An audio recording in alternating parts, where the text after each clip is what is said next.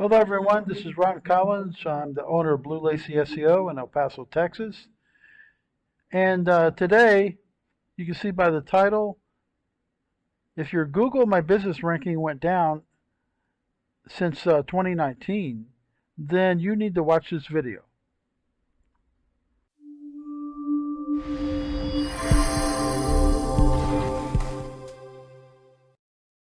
Alright, if your Google My Business ranking suddenly tanked around the end of 2019, you are not alone. Many businesses noticed that their listing in the local maps search suddenly dropped even though they had not made any changes. There were speculations that Google had another algorithm update. About 2 weeks later, Google confirmed that they had made some updates. The official announcement confirmed that this new update, called the November 2019 Local Search Update, dealt heavily with relevance, specifically on how your GMB name can affect your rankings. So let's take a look at what changes Google made that could affect your GMB ranking. Now, it's been over a little over a year since the November 2019 local search update, and it turns out it was one of the biggest updates to local SEO. This update changed how Google understands relevance, and particularly as it pertains to Google My Business names. After the update, Google started focusing on language, and suddenly GMB listings were getting suspended or filtered out of the local 3-pack for violating GMB guidelines. Now, the guidelines were always there, but now Google was serving up consequences. If you had a location modifier, such as a city location or city name or keyword in your GMB name, you were suddenly at risk for a major penalty. So before the November 2019 update, it was quite common to see high-ranking listings that contain a city or location name in the GMB. This was proven to boost relevancy and improve rankings, so plenty of businesses were taking advantage of it. Like in this example, Wainwright, LLP, and then a comma, El Paso, which is a location modifier. Adding your main keywords to the name was also a common practice, even though it was technically frowned upon by Google. But Google didn't seem to be cracking down on this. So see an example, Aranda Law Firm, hyphen personal injury attorney. So they're adding a keyword at the end. So here's what we learned so far after months of testing with GMB names. Number one, including a city keyword at the end of the listing can trigger a ranking loss. Example, your company name and hyphen El Paso.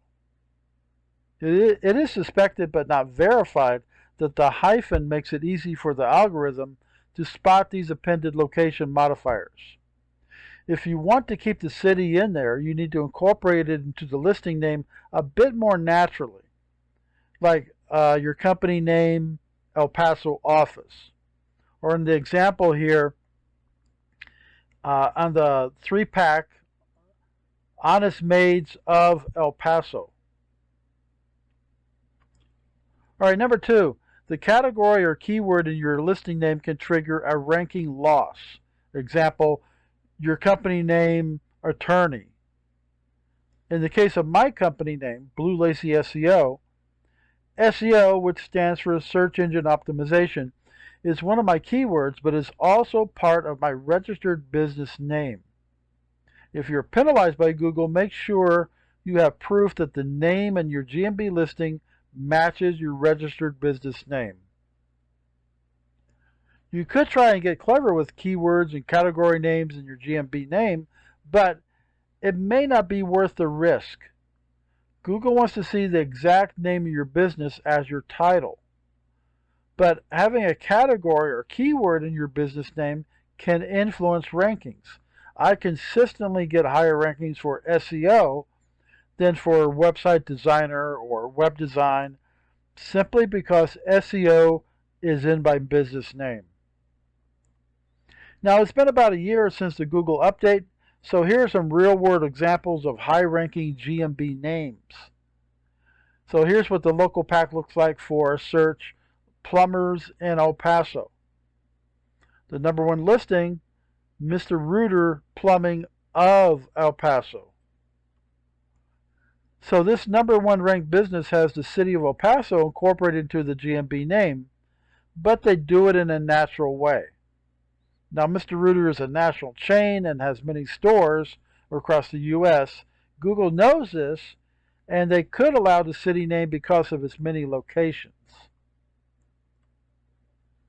When I did a search for locksmith El Paso, Texas, the number two listing, El Paso Locksmith, does not have the name of the actual company in the GMB name.